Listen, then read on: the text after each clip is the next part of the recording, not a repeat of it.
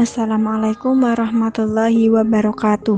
Yang saya hormati Bapak Muhammad Fajar MPDI selaku dosen pengampu bimbingan konseling, dan semoga teman-teman masih semangat dalam perkuliahan daring ini. Kelompok kami akan mempresentasikan hasil diskusi kami yang berjudul landasan dan pendekatan bimbingan konseling. Dengan beranggotakan saya sendiri Lydia Tusaki dan dua teman saya yaitu Bella Rizky Hendayani dan Nazila Askia Putri. Langsung saja materi yang pertama itu tentang pengertian landasan.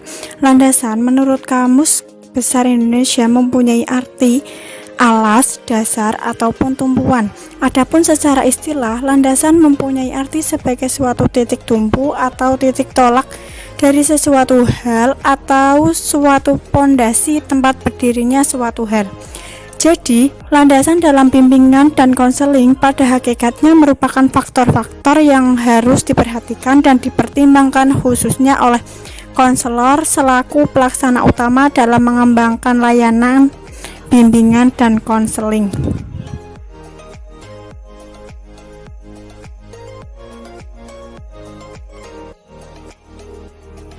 Selanjutnya, landasan-landasan bimbingan dan konseling yaitu: 1. Landasan religius. A.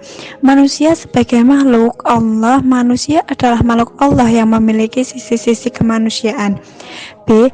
Sikap keberagaman agama yang menyeimbangkan antara kehidupan dunia dan akhirat menjadi isi dari sikap keberagamaan. Yang C. Peranan agama. Dalam peran agama kita dapat beberapa poin yang berhubungan dengan agama kita, yaitu Islam, seperti keyakinan bahwa manusia dan seluruh alam semesta adalah makhluk Tuhan, sama halnya dengan kita yang diciptakan oleh Allah.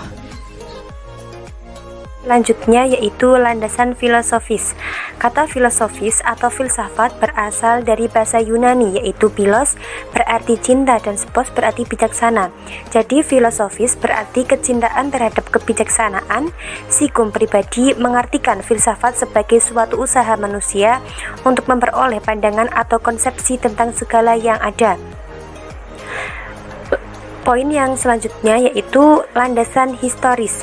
Secara umum, konsep bimbingan dan konseling telah lama dikenal manusia melalui sejarah tentang perkembangan potensi individu dapat ditelusuri dari masyarakat Yuni kuno, yaitu mereka menekankan upaya-upaya untuk mengembangkan dan menguatkan individu melalui pendidikan.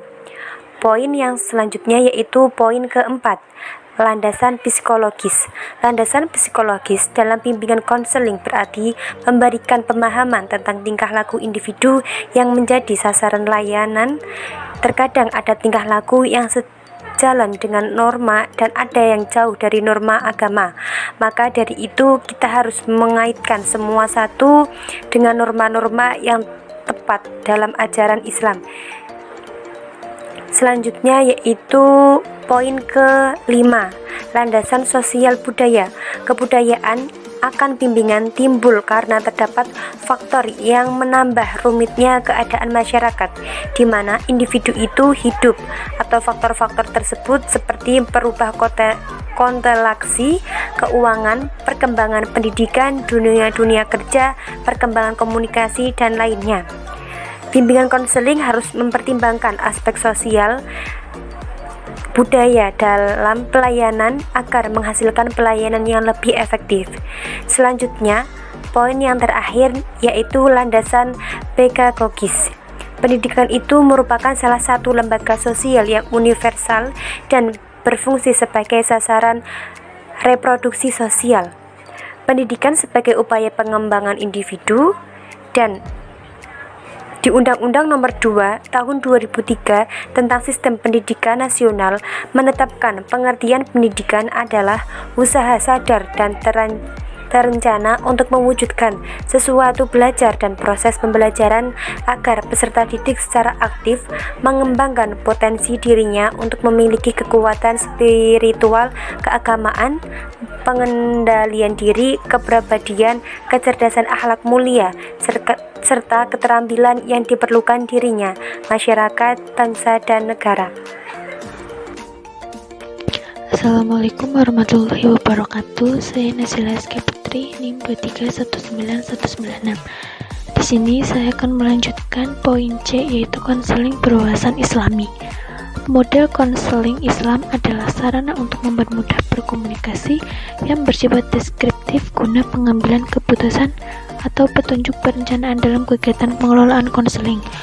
Model yang baik adalah model yang menolong konselor untuk memahami proses menyeluruh secara mendasar yang keterkaitan dari beberapa pendekatan yang dilaksanakan dalam konseling.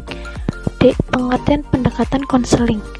Metode dalam pengertian harfiah adalah jalan yang harus dilalui untuk mencapai suatu tujuan.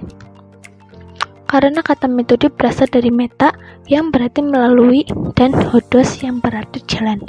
Segala sarana yang dapat digunakan untuk mencapai tujuan yang diinginkan, baik sarana tersebut berupa fisik, seperti alat peraga administrasi, dan pergedungan di mana proses kegiatan bimbingan berlangsung.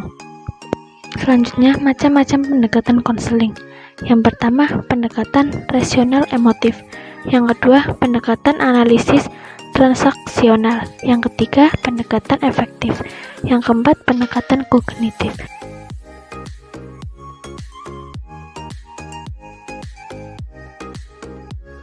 Yaitu kesimpulan.